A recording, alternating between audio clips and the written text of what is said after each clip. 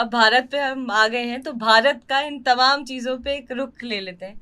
बहुत सारे लोग रूस यूक्रेन युद्ध में ये कह चुके हैं कि अगर ये युद्ध कोई रुकवा सकता है तो वो भारत है।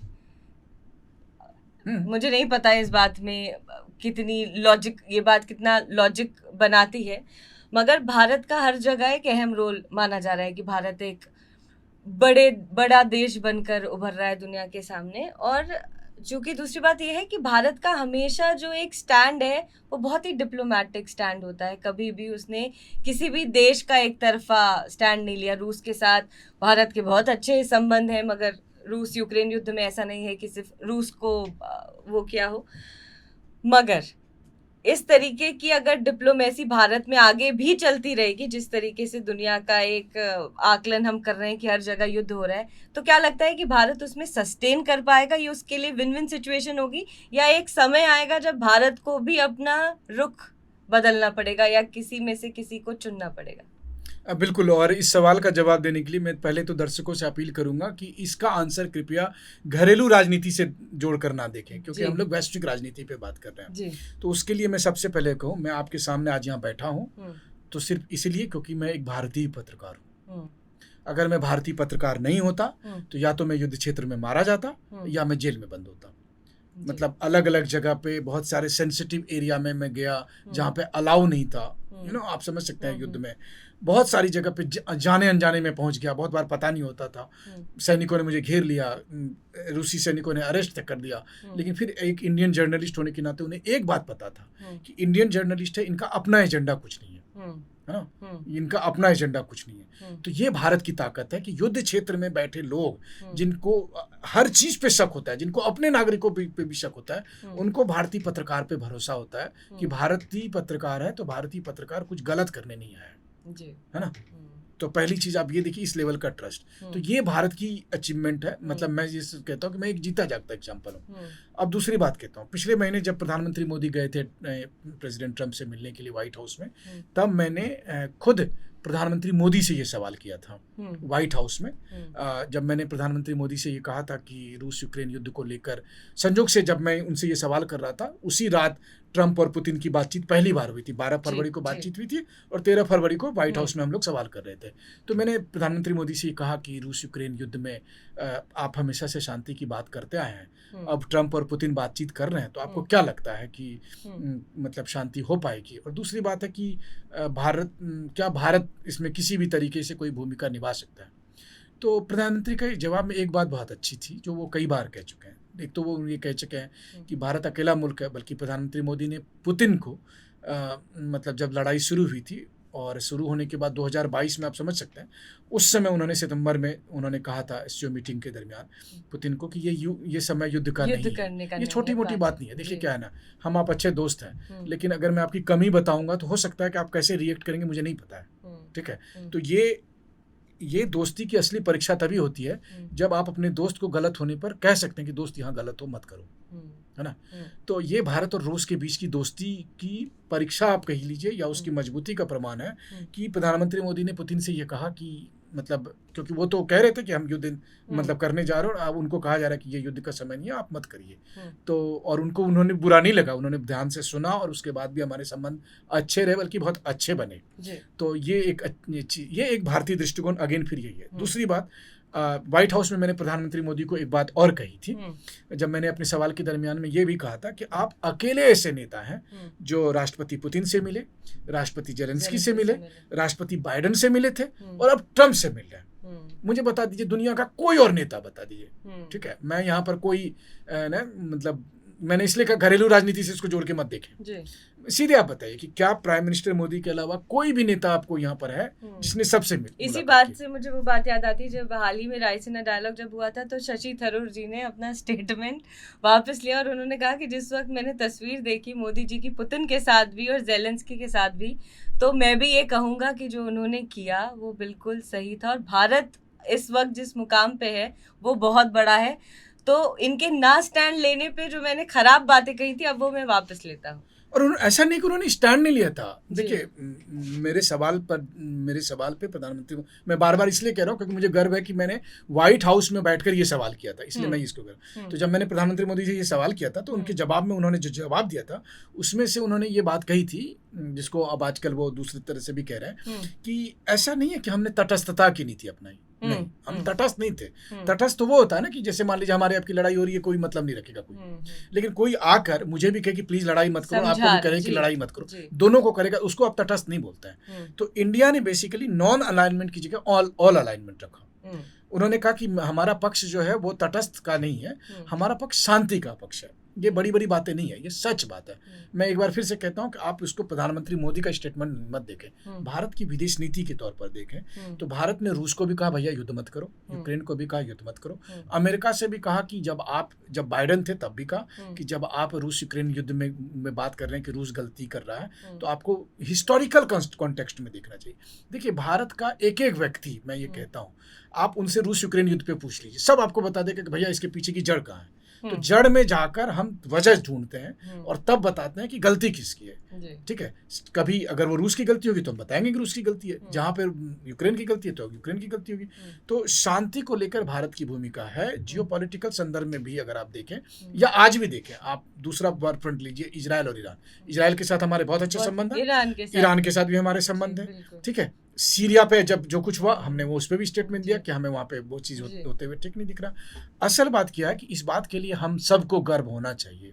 देखिए, पहली बात तो ये है कि हम किस्मत वाले हैं कि हम युद्ध के उस आग के तपिश से दूर है ना। आज की तारीख में जब पूरी वॉर लॉबी लगी हुई है पूरी दुनिया में कोहराम मचा देने के लिए, है ना। आजकल तो मैं टीवी पे देख रहा हूँ कि ग्रह नक्षत्र भी ऐसे चल रहे हैं, है ना, कि शनि और कई ग्रह एक जगह पहुंच गए, बहुत कोहराम मचेगा।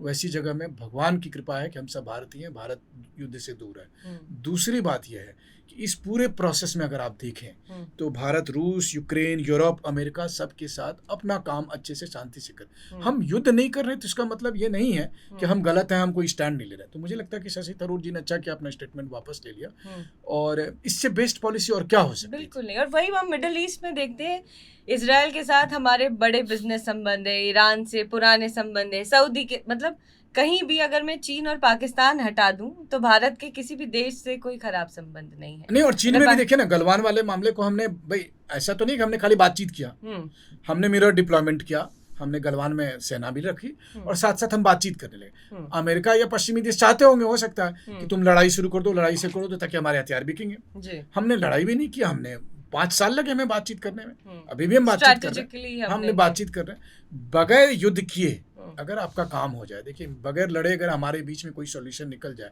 तो मुझे नहीं लगता उससे बेस्ट क्या हो सकता है। जी, लेकिन अगर मैं चीन की बात करूं तो क्या चाइना इन सब चीज़ों का फ़ायदा उठाकर सिर्फ अपने ऊपर फोकस करके अमेरिका को पीछे कर सकता है?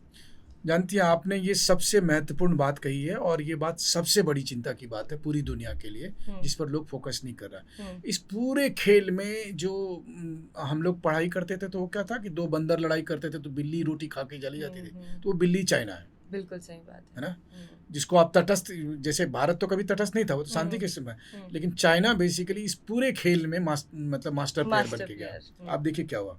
एक तो अमेरिकी राष्ट्रपति बाइडेन की पॉलिसी का नतीजा है, रूस यूक्रेन युद्ध नहीं हुआ होता तो रूस और चीन इतने करीब नहीं आते, रूस और चीन इतने करीब आ गए। तो एक नया किस्म का अलायंस बन रहा है जो अमेरिका के लिए, पश्चिमी देशों के लिए अच्छा नहीं है। वहीं दूसरी तरफ देखिए तो चाइना जिस तरीके से आज की तारीख में, अगर मान लीजिए अमेरिका कमजोर होगा तो भी चीन को फायदा है, अगर इधर रूस कमजोर होगा तो भी चीन को फायदा है, अगर यूरोप कमजोर होगा तो भी फायदा है। उसका माल तो बिक ही रहा है। देखिए, ऐसा कोई, अभी यूरोप भी लड़ाई शुरू करेगा ना तो उसमें भी बुलेट प्रूफ जैकेट और मिलिट्री के ड्रेस और जूते जो हैं उसका 80% सामान चाइना से ही आएगा, ड्रोन भी चाइना से ही आएगा। वो एक मीम बहुत वायरल होता है ना कि जब बॉयकॉट चाइना चला था ट्रेंड, तो चाइना से #बॉयकॉट चाइना की टी शर्ट बन के निकल रही थी और हर तरफ सर्कुलेट। इससे बड़ा एग्जाम्पल और क्या। तो चीन वाकई में सबसे बड़ा खतरा है और सब तरीके से खतरा है। अच्छा होता अगर लोग चाहते हैं कि ये सब युद्ध खत्म करें और असली युद्ध पर ध्यान दें तो वो चीन का है जी। बस हाँ, ये है भारत के मामले में भी भारत इसको इस रूप में देखे कि हमें अपनी तैयारियों में कमी नहीं करनी चाहिए, क्योंकि चीन उस तरफ कर रहा है। हाँ, एक बात ज़रूर है कि जैसे मैं ताइवान के बहुत सारे लोगों से बात करता हूँ, और मैं ये हमेशा कहता हूँ कि चाइनीज़ को अगर कोई सबसे अच्छे तरीके से समझ सकता है तो वो ताइवानीज़ है, क्योंकि दोनों का डीएनए एक है। दोनों का डीएनए। तो ताइवानीज़ मुझे हमेशा ये कहते रहे कि अभी वो आप पर हमला नहीं करेगा, पहले वो हम पर हमला करेगा। तो मेरी टेंशन तब बढ़ेगी जब ताइवान के बाद की स्थितियाँ बनेगी। लेकिन ताइवान वो मेरे लिए रेड लाइन है कि जिस दिन वो बैरियर है, तो हमें उससे पहले अपने को तैयार करके रखना पड़ेगा। And never trust China. अगर दोबारा से हमारे यहाँ भी हिंदी चीनी भाई भाई वाली लहर उठती है तो समझ जाइए कि वो स्पॉन्सर भी चाइना कर रहा है। जी बिल्कुल, बहुत बड़ी बात आपने कही। अब एक आखिरी चीज़ पर मैं आपका ओपिनियन जानना चाहूँगी। ट्रम्प जब से आए हैं हर तरफ तूफान सा फैल गया है, और टैरिफ अभी इस वक्त का सबसे बड़ा मुद्दा है। कनाडा पर लगाया, इंडिया पर, मेक्सिको पर, बाकी सब जो देश हैं उनके स्टेटमेंट आए ट्रम्प के खिलाफ। उन्होंने भी कहा कि हम भी अब यूएस पे टैरिफ लगाएंगे। कनाडा के प्रधानमंत्री ने तो ये तक कह दिया कि अब जो हमारी इनके साथ जो रिश्ता था अमेरिका और कनाडा का, अब वो रिश्ता हमारे लिए कोई मायने नहीं रखता। लेकिन इंडिया की तरफ से इस तरीके का कोई स्टेटमेंट नहीं आया। और वहीं पीयूष गोयल जी ने बोला कि हम बातचीत करके इसका एक जो है बीच का रास्ता निकालेंगे। तो पहली बात, तो पहला सवाल कि अमेरिका के लगाए हुए तमाम ये जो टैरिफ है इस पर आपका क्या रुख है, और दूसरा कि इंडिया और अमेरिका के रिश्तों में इससे क्या फ़र्क पड़ सकता है? देखिए, जहाँ तक टैरिफ का सवाल है तो मैं आपको एक दिलचस्प बात बताऊं कि जब हम लोग गए थे वाइट हाउस में पीएम की विजिट को कवर करने, तो मैं लौट के आ रहा था, तो वो जो आपने अभी कहा ना कि बायकॉट चाइना का टी शर्ट भी चाइना से बन के आ रहा था, उसी तरह से मैंने सोचा अच्छा चलो देखते हैं अमेरिका में अमेरिकी सामान कौन से बनते हैं। ठीक है, तो मान लीजिए कि ट्रम्प के कपड़े की तो मैं जांच नहीं कर सकता हूँ, लेकिन मैं तब भी आपको शर्तिया कह सकता हूँ कि ट्रम्प जो कपड़े पहनते हैं, जो टोपी पहनते हैं, जो कोट पहनते हैं, जो टाई पहनते हैं, पैंट पहनते हैं, ठीक है, या मेलानिया जो ड्रेस पहनती है, उसका ओरिजिनल माल जो है वो चाइना से आया हुआ। ठीक है, या किसी दूसरे मुल्क से आया होगा, मुझे बता दीजिए कि अमेरिका कौन से सामान बनाता है। या फिर वो जो अमेरिका के जो झंडे, अमेरिका के ब्रांड के टी शर्ट्स, वो सब को मैंने देखा। यहाँ तक तो छोड़िए, पाकिस्तान से बने हुए टी शर्ट्स मिलते हैं वहाँ पर, निकारागुआ, बांग्लादेश, तमाम देशों से मिल के आ रहा है। तो क्या है कि रातों रात अमेरिकी लोग ये सारा सामान बनाने लगेंगे क्या? अगर मान लीजिए आप 2 अप्रैल से टैरिफ सब पर लागू कर देंगे, तो क्या है ना कि ट्रम्प बोल तो रहे हैं, लेकिन अगर पूरी दुनिया ने उनको सामान देना बंद कर दिया तो भूखे मर जाएंगे, है ना। क्या है ना, ट्रम्प को ये रियलाइज़ करना पड़ेगा कि अमेरिकन लोगों को आदत हो गई थी। अमेरिकन एक मामले में स्मार्ट थे, वो ये था कि हमारे आपके जैसे जो भारत के तमाम लोग थे या दूसरे दुनिया के और लोग थे, बड़े जो इंटेलिजेंट ब्रेन थे या इनोवेटिव ब्रेन थे, उनको उन्होंने महंगी सैलरी देकर अपने यहाँ बुलाई, अच्छी टेक्नोलॉजी की उसमें किया। लेकिन वो मैन्युफैक्चरिंग में आज की तारीख में देख लीजिए उन्होंने मैन्युफैक्चरिंग इंडस्ट्री कितनी बची हुई है उनकी, है ना, कितनी में। दूसरी बात है अमेरिका की स्पेशलाइजेशन है टेक्नोलॉजी में, इनोवेशन में और मैनेजमेंट में। वो मैनेजमेंट में, वो उनको रन करना आता है, फाइनेंस में है, उन सब में है। लेकिन अगर वो कह रहे हैं कि वो सर्विस सेक्टर को कर लेंगे, भाई अमेरिका में खेती करने के लिए लोग चाहिए तो बाहर के लोग चाहिए, अमेरिका में सब्जी उत्पादन के लिए बाहर के लोग चाहिए, अमेरिका में दूध, अंडे, कनाडा से झगड़ा मोल लिया। और सबसे पहले मैं अमेरिका में गया तो मुझे मतलब 10 टैक्सी वाले ने कहा साहब जी अंडे नहीं मिल रहे हैं, अमेरिका में अंडे नहीं मिल रहे हैं। एक एक चीज़ के लिए अमेरिका में दिक्कत हो जाती है जब ये टैरिफ का है। तो कहना बड़ा आसान है, ठीक है, लेकिन अगर सबने ये रेसिप्रोकल टैरिफ लगा दिया तो फिर अमेरिका के लोग ही व्हाइट हाउस में घुस के हम ट्रम्प को लेकर चले जाएंगे। मेरा मानना पहले ये है। तो नंबर 1। दूसरी बात क्या है कि ठीक है, वो अपनी जगह कह रहे हैं, वो अपनी इकोनॉमी को आगे बढ़ाने के लिए बहुत सी ऐसी बातें कह रहे हैं, है ना। लेकिन आप ये देखिए जैसे भारत के साथ क्या हुआ, प्रधानमंत्री मोदी गए, दोनों नेताओं के बीच मीटिंग में ये तय हुआ कि ठीक है हम एक दोनों साइड की एक कमेटी बना लेते हैं जो ट्रेड नेगोशिएशन पे बात करेगी और जो उचित होगा वो कर लेंगे। लेकिन मुझे बताइए ग्लोबलाइजेशन का दौर कहाँ से शुरू हुआ था?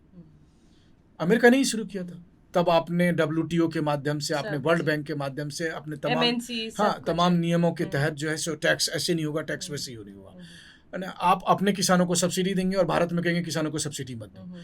आप जो है सो किसी का सामान को रिजेक्ट कर देंगे इस नाम पर कि वहाँ चाइल्ड लेबर हो रहा है या वहाँ पर कार्बन एमिशन इतना हो रहा है। मतलब हमेशा आप अपने पक्ष के नियम बनाएंगे और दूसरे कंट्री को, खास करके डेवलपिंग कंट्री को आप साइड लाइन करेंगे। तो भारत की ये सब कंसर्न है भारत और अमेरिका के रिश्ते को मैं मान के चलता हूँ 80-20 का। 80% मामले में दोनों देशों में सहमति है, 20% मामले में खटपट है, उसमें से एक ट्रेड वॉर है। अब ये ट्रेड वाला मसला अमेरिका को उससे तय करना है कि वो कैसे डील करेंगे। हम लोग तो फिलहाल अभी इसी बात में, जिसको पीयूष गोयल जी कह रहे थे TV9 के समिट में भी आके उन्होंने कहा था कि हम बातचीत कर रहे हैं लेकिन देखते हैं कि मतलब क्या निकल कर आता है। बट एक बात तो तय है कि इस ट्रेड वॉर में जो कुछ भी होगा, इंडियन गवर्नमेंट अपनी जगह पे मतलब अडिग है कि बातचीत हम कर रहे हैं। कुछ ठीक है, कुछ चीज़ों में दे देंगे रियायत, वो कुछ हार्ले डेविडसन लेके आते हैं तो ठीक है, थोड़ा सस्ता कर लिया जाएगा, मान लीजिए।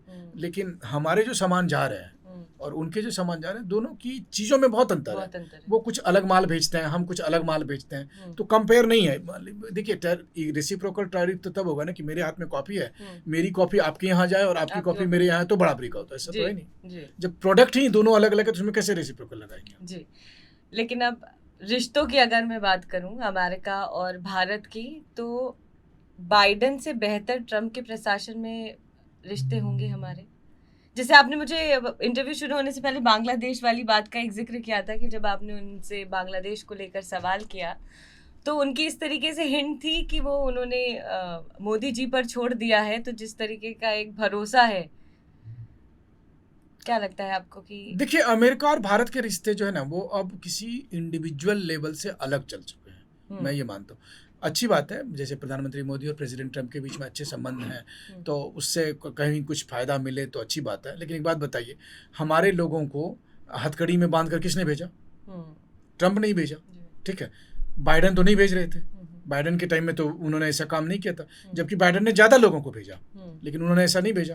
तो एक पैमाना तो ये भी है देखने का। लेकिन दूसरा पैमाना देखिए तो मेरा जो अपना है कि खास करके क्लिंटन के समय से 98 से लेके दे, क्लिंटन आए, जॉर्ज बुश आए, ओबामा आए, फिर ट्रम्प रहे, बाइडेन रहे, अच्छी बात ये रही कि हमारा रिश्ता अमेरिका के सरकार के साथ है। व्हाइट हाउस में जो भी आदमी बैठेगा हमारा रिश्ता उसके साथ बेहतर रहेगा, मोटे तौर पर 80% मामलों में, 20% में थोड़ा बहुत ऊंच नीच चलेगा।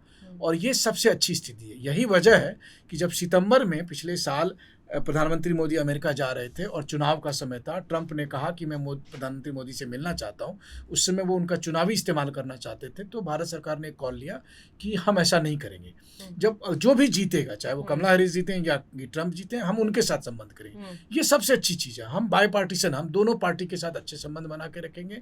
मुझे लगता है कि भारत की अमेरिका के संदर्भ में विदेश नीति की सफलता यही होगी कि हम व्यक्ति स्पेसिफिक ना जाकर हम सरकार अमेरिकी देश स्पेसिफिक बने। क्योंकि जिस दिन हम व्यक्ति स्पेसिफिक बनेंगे, मान लीजिए हम ट्रंप से दोस्ती है इसलिए हमारे संबंध अच्छे होंगे, तो ट्रंप कितने दिन तक? 4 साल बाद जब दूसरा आदमी आएगा जो ट्रंप के नाम से चिढ़ता होगा, तो बेवजह हम उसका शिकार क्यों बने? तो भारत की विदेश नीति में कोशिश यही हो रही है और होनी चाहिए। अगर हम ट्रंप के नाम पर ज़्यादा जोर देंगे, बल्कि मैं उस मामले में अगर लिबर्टी लेके आपसे कहूँ तो भारत सरकार के भी जो बहुत से लोग हैं, उच्च अधिकारी हैं, मंत्री हैं, उनको भी ज़्यादा ना मोदी ट्रंप की दोस्ती पे ज़्यादा वकालत नहीं करनी चाहिए, क्योंकि ट्रंप के बाद दूसरा वाला कहीं बुरा मान गया तो हमारे लिए नुकसान का सौदा है। जी बिल्कुल सही बात है। जैसे हमने देखा भी US एड को लेकर भी और भारत में भी क्या स्टेटमेंट दिया कि भारत के पास बहुत पैसा है, अब अमेरिका भारत को पैसा नहीं देगा, तमाम चीज़ें। तो कुल मिलाकर भारत अभी जिस स्ट्रैटेजी पर चल रहा है, भारत जिस तरीके का रुख लिया हुआ है और अपने देश को विकसित करने के लिए फोकस कर रहा है, वो बाकी दुनिया से अभी ठीक कर रहा है। पहली बात तो है कि हम युद्ध से बचे हैं, जो हमारी सबसे बड़ी बात है। दूसरी बात है ये जमाना मल्टीपोलर वर्ल्ड का है। अब वो जमाना चले गया कि अमेरिका तय करेगा या अमेरिका और सोवियत संघ तय करेंगे कि तुमको क्या करना चाहिए, नहीं करना चाहिए। लेकिन एक बात ये भी है कि हर देश, जब मल्टीपोलर वर्ल्ड की बात करते हैं तो हर देश अपना अपना इंटरेस्ट देखेगा, तो हमको भी अपना अपना इंटरेस्ट देखना चाहिए। लेकिन हम जब अपना इंटरेस्ट देखते हैं तो हमें अपने आँख कान खुले रखने चाहिए। जैसे भारत की सरकार हो या भारत की एजेंसियों को इस बात के लिए जवाब देना चाहिए कि हम बांग्लादेश में कैसे चूक गए। ठीक है, ये बांग्लादेश का इंटरनल मैटर था, वो ठीक है, लेकिन आपका पड़ोसी इस तरह से डिस्टर्ब हो जाए, ये आपके लिए ठीक नहीं है, रणनीतिक तौर पर ठीक नहीं है। तो आने वाले समय में हमें और अधिक सजग रहने की जरूरत है कि इस तरह की घटना ना घटे। मान लीजिए नेपाल में कुछ हो रहा है, बांग्लादेश में कुछ हो रहा है, क्योंकि आप देखिए जब भारत आगे बढ़ रहा है ना, तो जब आप तरक्की करते हैं, हम और आप तरक्की करते हैं, तो कितने लोगों को ईर्ष्या होती है। तो यही चीज़ देश के संदर्भ में, भारत तरक्की कर रहा है तो बहुत से देशों को ईर्ष्या हो रही है। चीन को ईर्ष्या हो सकती है, या पाकिस्तान को हो सकती है, या उस फॉर दैट मैटर अमेरिका को रिश्ते हो सकते हैं। तो वो आपको कई चीज़ों में उलझाना चाहता है, वो पड़ोसी देशों से उलझाना चाहता है। तो हमें इन सब चीज़ों से बचा कर आगे बढ़ना होगा। तो हम युद्ध में ना जाएं, लेकिन हमारे आसपास में जो घटनाएं घट रही है उसके लिए हमको सजग रहें। और इसके अलावा जो तीसरी बात है कि देखिए, भारत की ताकत को कोई नहीं रोक सकता। उसकी वजह यही है कि भारतवासी ने तय किया कि उनको आगे बढ़ना है ना। तो ये उनके मुकद्दर में लिखा हुआ है। वहीं दूसरी तरफ जो दूसरे मुल्क के लोग हैं वो एक अजीब से एजेंडे में चल रहे हैं। पूरा यूरोप पागल बना पड़ा है लड़ाई के नाम पर। मुझे लगता है, सोचिए ना, 30 कंट्री में से आपने केवल मेलोनी का नाम लिया या हंगरी के विक्टर ऑर्बन है। 28 कंट्री एक बार भी नहीं कह रहा कि युद्ध क्यों करना चाहिए। बिल्कुल सही बात है ना। तो अगर आप युद्ध में जाएंगे तो कैसे आपकी तरक्की होगी। तो आप अपने पॉलिटिकल गवर्नमेंट को देखें क्या काम कर रहा है, उन जो एलिट्स हैं उनको देखें, उन पर लगाम लगाएं और देश हित में फैसला लें। और जब तक देश हित में फैसला हो रहा है तो फिर देश का विकास होगा। जी मनीष जी, इस पॉडकास्ट में हमने तमाम, मुझे लगता है कि दुनिया के बड़े बड़े जो पहलू चल रहे हैं उस सब पर बात की, और आपने सब पर अपना एक स्ट्रॉन्ग ओपिनियन दिया और अपने निजी अनुभव से जनता को बताया कि क्या आखिर चल रहा है। मुझे लगता है कि तमाम ऐसे सवाल या आपकी जानकारी से बहुत सारी ऐसी चीज़ें हैं जो जनता तक नहीं पहुंची थी और वो आज पहुंच चुकी हैं। तो इस पॉडकास्ट में हमारे साथ शामिल होने के लिए बहुत बहुत शुक्रिया। और मुझे लगता है कि अब जल्द बार बार मिलना होगा, क्योंकि जो भी अपडेट आएगी उसके लिए सबसे पहले आपको इस पॉडकास्ट में बुलाया जाएगा। Thank you so much. और मुझे लगता है कि दर्शकों को मैंने जो अपने अनुभव बताए वो उन्हें पसंद आया होगा कि युद्ध क्षेत्र में रहकर जो मैंने देखा, सोचा, समझा। और मुझे लगता है कि इसी तरह से वो हमसे जुड़े रहें और हम आगे भी उन तक जानकारी शेयर करते रहेंगे। जी, थैंक यू सो मच।